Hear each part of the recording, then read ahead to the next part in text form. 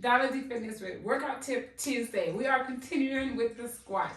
Last week we went over the squat, a good technique for the squat. There's many tips and how-tos out there and people that offer different variations, but this is what I find to be an effective way for me to do squats. I listen to my body and listen to what my body tells me to do.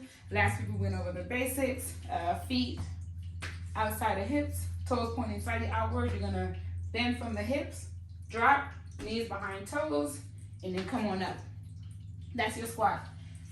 Variation is to use the wall.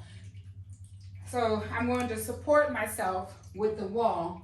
Now I have this painting behind me, so I'm going to come center here. And so I'm resting on the wall, right? My butt is on the wall. I'm going to place my back on the wall as well. So I have my back and my bottom touching the wall. Again, feet are in that same position. I'm just going to literally slide down the wall. I'm going to drop and then come up. All right, I'm using the wall as a support. I drop and then I come up. And it's okay if your shoulders come off the wall a little bit. Focus on that core engagement. Pull that navel in. Strong spine protects the core, right?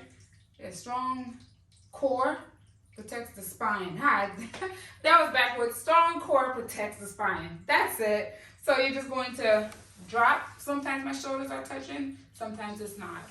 That's just my body telling me, I don't know, you just can't do what I wanted to do at that time. Another variation, I have my mat to show the floor option. I'm going to roll that out. As you think about what you're trying to work with the squat, or what the squat is intended to work. And then you find a way to, with modifications if you need it, work those same muscle groups that the squat would work. Now, I'm going to place my palms down on the mat.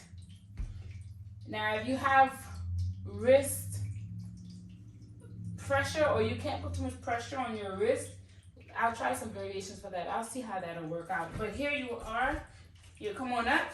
We're in that plank, and you're going to sit back, come forward.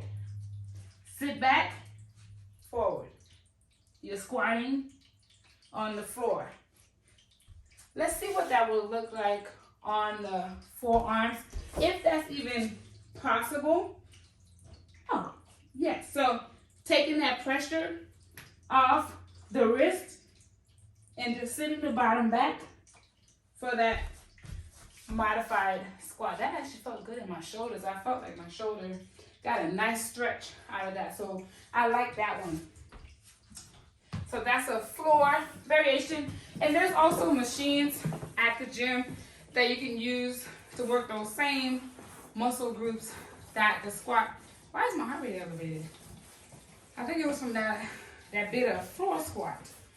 So same muscle groups, where was I? Same muscle groups that the basic squat would work. You're targeting the glutes, the quads, and getting some of the hamstring as well. And of course, you're always working the core in everything that you do. That's a few, or maybe two. I can't say a few because there's only two. Well, three if you add the forearm modified squats. You have your wall, you can get on the floor, plank to sit your butt back and get your squat that way.